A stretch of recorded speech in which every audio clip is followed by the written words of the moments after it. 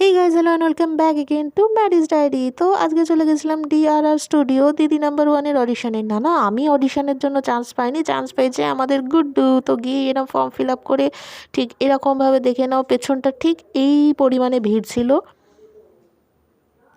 স্টুডিওর। ওইখানে হচ্ছে দিদি নাম্বার ওয়ানের শুটিং হয়, ওই ভেতর দিকে গিয়ে। তারপরে আমরা এরকম একটু লাইনে দাঁড়িয়েছিলাম, দাঁড়ানোর পর গুড্ডু আমাদের রেডি হয়ে গেছে। এই যে দেখে নাও আমাদের মডেলকে। এই যে মডেল বলছে আমি ছবি তুলবো না, তাও একটু পোজ দিয়ে দিয়েছে। দেখে নাও আমাদের সুপার মডেল গুড্ডু। আর এটা হচ্ছে ওনার বাচ্চাবেলার পিকচার, তাই দেখিয়ে দিলাম দুটো কম্পেয়ার করে। এটা হচ্ছে স্টুডিওর আশেপাশে ঠিক এরকম সুন্দর একটা পরিবেশ। ওই পারে নাকি সারেগামাপারও শুটিং হয়, যদি আমরা সেখানে যেতে পারিনি। আর ঠিক এই রকম পরিবেশটা ছিল। ওই যে দেখে নাও চারিদিকে দিদি নাম্বার ওয়ানের বোর্ড লাগানো, আর তারপর এই হচ্ছে দিদি, জাম্বো আর গুড্ডু অতি কষ্টে বসার সিট পেয়েছে, কারণ প্রচুর ভিড় থাকার ফলে বসার সিট নেই। দিদি আমাকে বলছে দেখে আসতে কত নম্বর সিরিয়াল চলছে, যেহেতু সিরিয়ালই ডাকা হচ্ছে।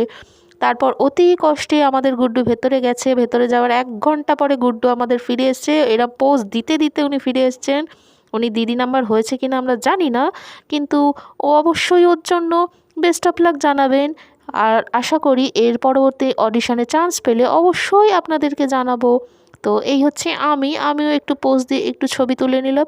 তারপর আমরা রচনা দিদিকে দেখতে না পেলেও আমরা এখানে দেখতে পেয়ে গেছি, দেখে নাও। তারপর এই হচ্ছে আমি, দিদি আর গুড্ডু একটু লাস্টবার ছবি তুলে নিলাম। তারপর আমরা রেস্টুরেন্টে খেতে চলে যাই। গুড্ডু আমাদের এখন ডান্ডিয়া খেলছে। তারপর বলতে বলতে চলে এলো স্যালাড, তারপরে আসছে ফ্রায়েড রাইস, এই যে দেখে নাও। তারপরে আসছে চিলি চিকেন, খুব খিদে পেয়ে গেছিলো। আর এই হচ্ছে বিরিয়ানি, আর তার সঙ্গে আছে ফিশ কবিরাজি। আর বিরিয়ানিতে চিকেনটা ঠিক এরকম ছিল।